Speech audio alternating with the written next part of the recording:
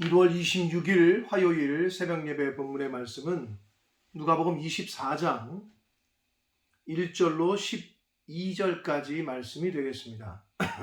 누가복음 24장 1절로 12절까지 말씀을 통해서 하나님이 주시는 은혜를 함께 나누도록 하겠습니다. 자, 오늘 본문 단락에서는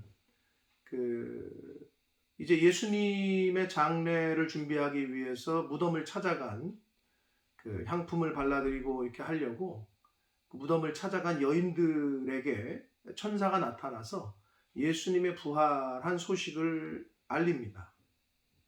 그래서 그 소식을 들은 여인들이 사도들에게 쫓아가서 이제 들은 대로 그렇게 전달을 해요. 그런데 사도들은 역시 예수님의 부활을 그 전한 소식을 믿지 못하겠다고, 믿지 않는 그러한 모습을 보이게 됩니다. 자, 그러나 베드로는 요한과 함께 무덤으로, 그 얘기를 듣자마자 무덤으로 뛰어가서 빈 무덤을 확인하게 되는데, 오늘 그 스토리가 주된 내용이 되겠습니다. 그래서 오늘 본문을 한 절씩 보시면서 다시 한번 너무나도 잘 알고 있는 말씀이긴 합니다만 한 절씩 보시면서 또 오늘 이 시간에 주시는 하나님의 은혜를 함께 받도록 하겠습니다. 24장 1절입니다. 안식 후 첫날 새벽에 그랬습니다. 당시 안식일은 토요일이었기에 안식 후 첫날 새벽은 주일, 오늘날의 주일이 되겠습니다. 그래서 다른 말로는 요 말을 안식 후 첫날을 그 주간의 첫날이라고도 그렇게 표현을 하는데, 그러니까 오늘날의 주일이 되겠습니다. 그 주일에 이 여자들이 그 준비한 향품을 가지고 무덤에 가서 그랬어요. 그러니까 결국은 그 제자들도 다 떠나고 예수님이 십자가에서 죽으실 때도 제자들은 온데간데 없었고, 또 이제 장례도 치를 생각도 안 하고 있고, 그런 상황에서 이 여인들은 끝까지 예수님의 그 십자가를 지고 끌려가시는 때부터 돌아가실 때까지 계속 그 십자가 밑을 지켰고, 그리고 장례까지 지금 담당하려고 그런 열정을 보이고 있어요. 그래서 결국은 이 하나님을 향한, 예수 그리스도를 향한 이 열정과 열심이 결국은 부활하신 주님을 만나는 그러한 은혜를 받는 그 초석이 됩니다. 결국은 이 여인들의 그 열심, 그리고 그 열정, 주님을 생각하는 그러한 마음이 부활하신 주님을 첫 번째로 만나게 되는 그러한 은혜를 입게 됩니다. 자, 2절을 봅니다. 돌이 무덤에서 굴려 옮겨진 것을 보고 그랬어요. 물론 다른 성경에, 다른 마태복음과 마가복음에 보면 어떻게 돌을, 그 무덤에 돌을 막아놨으니 그 돌을 우리가 어떻게 옮길까? 향품을 발라드리기 위해서는 어떻게 옮길까 걱정하면서 갔다라고도 성경이 기록되어 있는데, 누가복음에서는 돌이 무덤에서 굴려져 옮겨진 것을 보고, 즉 어떻게 옮겼다는 얘기는 나와 있지 않아요. 그러나 마태복음 28장 2절에 보면 큰 지진이 나고 주의 천사가 내려와서 돌을 굴렸다라고 표현하고 기록하고 있습니다. 근데 누가는 지금 어떻게 돌무덤이 돌이 굴려진 건 얘기 언급은 안 하고 이미 굴려져 있는 상태로 기록을 하고 있어요. 결국은 하나님께서 하나님의 능력으로 이미 돌을 무덤에서 입구를 막고 있던 그 돌을 치우신 것을 더 강조하고 있습니다. 자, 그래서 3절 봅니다. 들어가니 주 예수의 시체가 보이지 아니하더라 라고 기록하고 있습니다. 자, 그런데 누가는 24장 지금 3절에 주 예수의 시체가 보이지 않는다라고 기록했는데, 그 전에는 52절을 보시면 23장 52절을 보시면 그가 아리마대 요셉이 이제 그 예수님의 시체를 달라고 할 때 빌라도에게 가서 예수의 시체를 달라 하여 그래요. 여기서는 주 예수의 시체를 달라고 한다는 주자를 뺐어요. 큐리오라는 헬라어에. 근데 부활하신 예수님의 몸, 부활하신 예수님의 시체를 표현하는 거에 있어서는 주 예수의 시체다라고 기록하고 있습니다. 결국은 누가가 큐리오라는 이 당시에 그 주인 이런 그렇게 번역할 수 있는 이 말을 써서 예수 그리스도의 부활하신 그 예수 그리스도의 권위와 권세를 더 강조하기 위해서 이 큐리오를 썼다라고 볼 수가 있습니다. 아무튼 예수님의 시체가 보이지 않았어요. 4절을 봅니다. 이로 인하여 근심하고 있었어요. 그 여인들이. 그런데 천사가 나타납니다. 문득 찬란한 옷을 입은 두 사람이 곁에 섰는지라. 이거는 마태복음과 마가복음 또 요한복음 같은 이 사복음서의 공이 이렇게 기록을 하는데 어떤 데는 한 사람, 어떤 데는 두 사람 이렇게 기록을 하는데 두 천사였던 것으로 봐요. 근데 이제 한 천사라고 기록한 거는 주로 이제 언급을 하고 얘기를 했던 천사를 언급하느라고 그러는 거고, 그 사복음서 공통적으로 볼 때는 두 천사, 명이 아니라 두 천사로 보는 것이 맞습니다. 그래서 두 사람이 곁에 섰다. 근데 5절을 봅니다. 여자들이 두려워 얼굴을 땅에 대니 두 사람이 이르되 어찌하여 살아있는 자를 죽은 자 가운데서 찾느냐? 라고 이야기합니다. 자, 무덤은 여러분 뭘 상징합니까? 죽음을 상징해요. 사망을 상징합니다. 그런데 무덤은 죽은 사람을 가둬놓는 곳이죠, 결국은.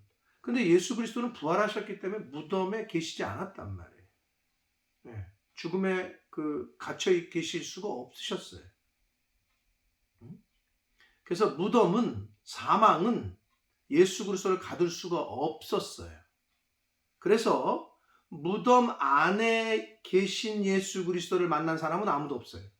무덤 밖에 부활하신 예수 그리스도를 만난 거지. 결국은 여인들도 베드로도 요한도 무덤을 가서 봤지만 무덤 안에 계신 예수를 만나지 못했어요. 이건 뭐를 상징합니까? 무덤이, 즉 사망이, 죽음이 예수 그리스도를 가둬둘 수 없었음을, 부활의 능력으로 이미 그 사망 권세를 이기셨음을 상징적으로 보여주고 있습니다. 그래서 왜 살아있는 자를 죽은 자 가운데서 찾느냐? 6절을 봅니다. 여기 계시지 않고 살아나셨다. 갈릴리에 계실 때에 너희에게 어떻게 말씀하셨는지를 기억하라. 자, 이 여자들은 지금 갈릴리에서부터 따라왔다고 누가는 계속 기록하고 있어요. 갈릴리에서부터 쫓아왔다. 그래서 그 앞에 예수님께서 살아계실 때 하신 말씀이 뭐냐? 7절에 보면 이르시기를, 누가복음 9장 22절에 하셨던 말씀을 다시 언급을 하는 거예요. 인자가 죄인의 손에 넘겨져 십자가에 못 박히고 제3일에 다시 살아나야 하리라 는 말씀을 이와 비슷한 말씀을 여러 차례 하셨는데, 특히 누가복음 9장 22절 그리고 9장 44절 18장 31절 34절 이렇게 부활에 대한 예고를 하신 거를 이 천사가 이야기를 해요. 그러자 8절에 보면 그 여자들이 예수의 말씀을 기억하고 그랬어요. 아, 맞다. 예수님이 그때 그렇게 말씀하셨지. 그럼 진짜 부활하셨나? 부활하셨나 보다. 무덤도 비어 있고 천사가 또 그렇게 얘기를 하니 또 그 말씀을 기억해낸 거죠.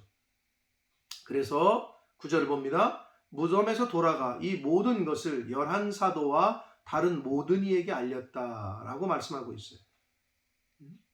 이미 가룟 유다는 자살했고, 그래서 11명의 사도와 다른 이들에게도 알렸다는 거예요.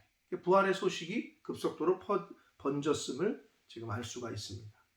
10절을 봅니다. 이 여자들은 막달라 마리아는 그 7 귀신 들렸다가 예수님께서 치유해 주신 그 여인, 그리고 요한나, 그 8장 3절에 보면 헤롯의 8장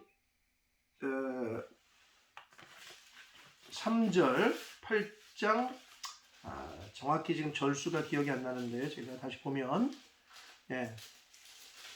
누가복음 8장 3절 맞습니다. 헤롯의 청지기 구사의 아내라고 표현이 나와요. 헤롯의 청지기 구사의 아내 요한나. 그러니까 결국은 당시에 어떤 지위에 어떤 그 높은 지위에 있었던 여자라고 보여집니다.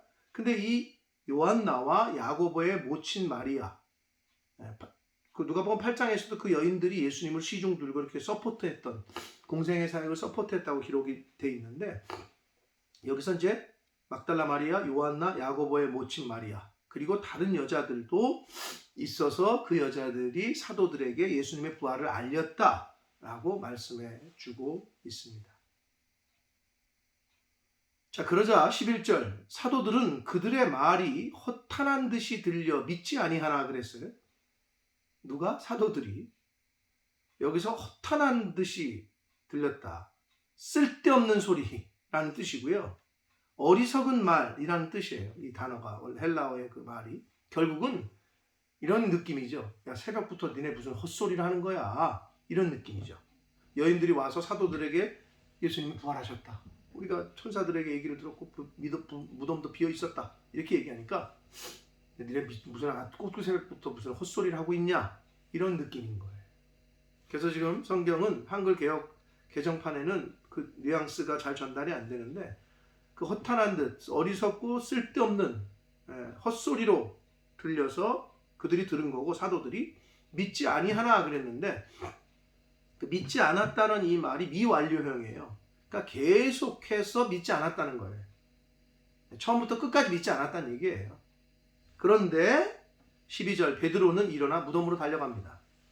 근데 요한복음에 보면 사도 요한도 달려간 것을 기록해요. 그러니까 베드로와 요한이 같이 갔어요. 달려가서 구부려 들여다보니 세마포는 보이는데 예수님의 몸이 안 보이는 거죠. 그래서 뭐라고 기록되어 있습니까? 그 된 일을 보고 놀랍게 여기며 집으로 돌아갔다. 그러니까 결국은 그 베드로였지만 다른 제자들하고는 다르게 그래도 그 여인의 말을 듣고 여자들의 말을 듣고 직접 가서 확인해 보고 싶어서 갔는데 없어요. 그런데 역시 그 된 일을 보고 놀랍게 여기며 돌아가. 여기 놀랍게 여겼다는 것은 결국은 인간의 이성으로는, 인간의 어떤 생각할 수 있는 이성으로는 믿기 어려운 일이었다라는 걸 보여주고 있어요. 뭐가? 예수 그리스도의 부활이. 베드로조차도 지금 그냥 기이하게 여겼다. 놀랍게 여기면서 복잡한 거죠. 이게 어떻게 된 거지? 진짜 누가 예수님의 시체를 훔쳐간 건가? 왜 당시에 로마 군사들이 그렇게 소문을 퍼뜨렸으니까? 그냥 놀랍게 그리고 기이 여기며 돌아갔다라고 말씀하고 있습니다. 자, 사랑하는 성도 여러분, 오늘 단락에서 우리가 좀 주목해야 될 것은 11절을 보면 사도들은 그들의 말이 허탄한 듯이 들려 믿지 아니했다고 그랬잖아요. 자, 공생의 기간 동안에 예수님과 함께 사역을 했고 따라다녔고, 그리고 부활에 대한, 십자가의 순환과 부활에 대한 예고도 계속 들었던 사도들이었어요. 근데 실제로 부활이 실제 일어나니까 믿지 않았어요. 근데 여기서 지금 누가는 24장 오늘 단락 11절에서만이 아니라 25절, 이제 우리가 내일 수요일 날 살펴볼 25절에서도 믿지 않아요. 그러니까 사도들이 믿지 않았다는 거를 계속 반복을 해요. 그럼 그들의 믿음 없음을 얘기하는 게 아니라 결국 부활이라는 사건 자체가 사도들일지라도 믿기 어려운 초자연적인 현상이었고, 그리고 사도들이 믿지 않았다는 얘기를 계속 언급하고 있는 것은 반대로 역설적으로 예수 그리스도께서 부활하셨다는 것을 더 강조하고 있는 거예요. 그런 측면에서 누가는 의심하고 부활을 믿지 못했던 제자들을 깨우치시고 믿음을 갖게 했던 것은 하나님의 예수 그리스도의 말씀이었다 라는 것을 이제 오늘 단락을 시작으로 제자들의 믿음 없음을 나타내면서 그들의 믿음 없음을 드러내고 그들이 그 믿음을 다시 갖게 된 것은 결국은 예수님의 말씀이었다. 라는 거를 이제 나타냅니다.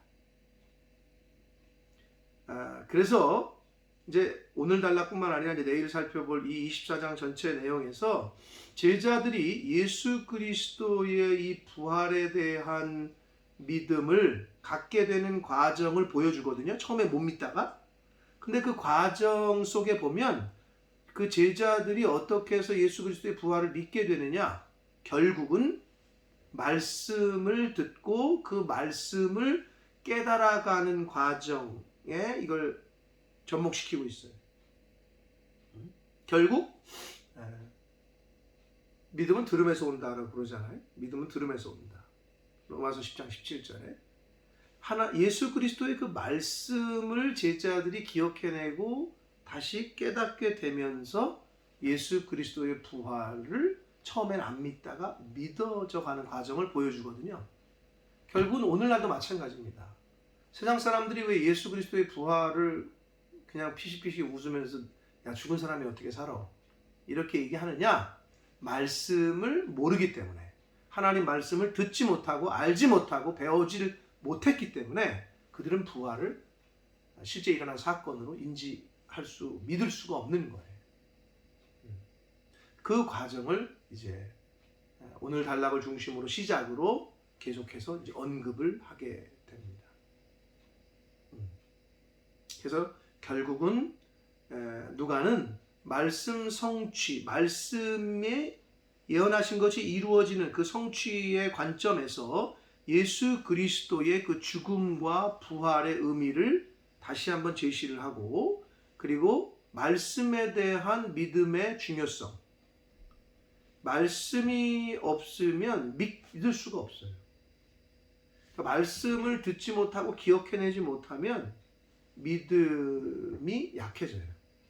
그리고 흐려지고 그거에 대한 중요성을 이제 계속 강조를 합니다. 자, 사랑하는 성도 여러분, 오늘 단락에서 다시 한번 우리가 좀 짚어야 될 포인트는 뭐냐? 부활하신 예수 그리스도를 처음 만나게 되고 또 알게 된 이들은 다름 아닌 여인들이었다. 그 여인들은 예수님의 순환부터 물론 갈릴리에서부터 쫓아왔고 공생의 기간 동안에 십자가 잡히시는 과정, 십자가를 지시고 그 골고다 언덕으로 가시는 과정, 거기서 그 고통 가운데 죽으시는 과정을 발밑에서부터 끝까지 지켜봤고 또 그들의 열심은 그것으로 죽었더니 끝났다가 아니라 장례식까지 책임지려고 했던 그 열정, 그 열심, 그 여인들이 부활하신 예수 그리스도를 처음으로 만나는 영광과 은혜를 입게 됩니다. 고로 예수 그리스도를 주인으로 우리의 구세주로 믿는 저와 여러분, 하나님의 나라와 주님의 몸된 교회와 영혼 구원을 위해서 우리가 그 열정을 가지고 힘쓰고 애쓸 때 하나님이 베풀어 주시는 기적과 은혜를 먼저 경험하고 먼저 그 은혜를 입는 역사가 있을 줄 믿습니다. 그러한 하나님에 대한 말씀에 대한 영혼 구원에 대한 열정과 열심을 잃어버리지 않는 저와 여러분들이 되시기를 축복합니다. 그리고 제자들이었음에도 불구하고 예수 그리스도의 부활을 믿지 못했던 것, 들었을 때 바로 믿지 못하고 깨닫지 못했던 것은 결국은 말씀 때문이야. 말씀이다. 반대로 그 여자들이 천사가 말한 예수님이 전하셨던 말씀을 이야기하니까 오늘 그 본문 8절에 보면 예수의 말씀을 기억하고 그랬잖아요. 결국 예수 그리스도의 말씀을 얼마나 우리가 기억하고 그 말씀을 마음 중심에 모시느냐에 따라서 믿음이 흐려지냐 아니면 믿음이 흔들리지 않느냐 강해지냐 하는 것을 이 예수님의 그 부활 사건을 통해서 누가는 지금 우리에게 제시를 해주고 있습니다. 고로 하나님의 말씀을 생명을 살리는 생명의 말씀으로 알고 가까이 하고 읽고 마음으로 읽고 눈으로만 읽는 것이 아니에요. 그리고 마음으로 아멘하고 받고, 그리고 그 말씀으로 듣고 읽고 배울 때 우리 안에 주시는 믿음, 위로부터 주시는 은혜인 믿음이 잘 간직되고 흔들리지 않고 요동치 않는 그 믿음을 소유하셔서 그 믿음으로 세상을 이기는 이김은 곧 너희의 믿음이라. 그 믿음으로 세상을 이기며 살아가는 승리의 하나님의 자녀들, 저와 여러분 모두가 되시기를 예수 그리스도 이름으로 축복합니다. 기도하겠습니다. 살아계신 하나님 아버지, 감사합니다. 오늘도 새날 주시고 생명 주시고 하나님의 말씀을 전하고 시작함으로 하루를 들음으로 하루를 시작하게 해주시니 아버지 감사합니다. 아버지 하나님, 예수 그리스도의 부활, 죽은 자가 어떻게 다시 살아날까? 공생애를 같이 했고 예수님의 기적과 이적을 옆에서 경험했던, 예수님의 부활의 그 말씀을 직접 들었던 제자들조차 믿지 못했던, 인간의 이성으로는 믿을 수 없는 그러한 사건임을 오늘 말씀을 통해서 다시 한번 저희가 깨닫습니다. 아버지, 하나님의 말씀을 잘 듣고 읽고 마음으로 받아 믿음을 강하게 해주시고 그 믿음으로 예수 그리스도의 죽음과 부활을 저희들이 믿을 수 있는, 받아들일 수 있는 그러한 은혜를 저희들에게 허락하여 주옵소서. 아버지, 하나님의 나라와 또 영혼 구원과 주님의 몸된 교회를 위하여 열심과 열정을 가지고 섬기고 봉사하고 애쓸 때에 부활하신 예수 그리스도를 처음 만난 이들이 바로 그 여인들, 예수님에 대한 열심과 열정을 가졌던 여인들이었던 것처럼 저희들도 살아계신 하나님의 주시는 은혜와 기적과 능력을 체험하게 될 줄 믿습니다. 그러한 이 땅에서의 신앙생활을 하는, 믿음으로 이 세상을 이기며 살아가는 하나님의 자녀된, 천국 백성된 저희들 모두가 되게 하여 주옵소서. 예수 그리스도 이름으로 축복하며 기도 올리옵나이다. 아멘.